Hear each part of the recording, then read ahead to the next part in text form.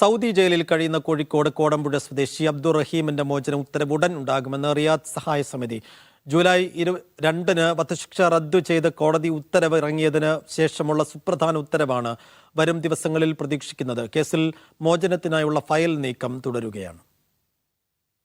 റഹീം കേസിന്റെ നടപടികൾ Indian എംബസിയും റഹീമിന്റെ power of അറ്റോർണിയായ Siddique തുവൂരും പ്രതിഭാഗം വക്കീലുമാണ് പിന്തുടരുന്നത്.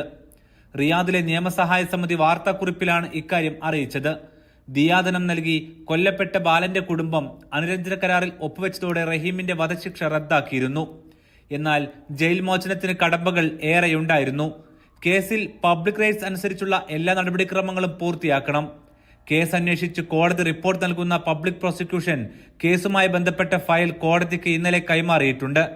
അറ്റോർണി സിദ്ദിഖ് തുവൂരാണ് ഇക്കാര്യം അറിയിച്ചത്. ഇനി വൈകാതെ കോടതി മോചന ഉത്തരവ് നൽകുമെന്നാണ് പ്രതീക്ഷ. മോചനത്തിനുള്ള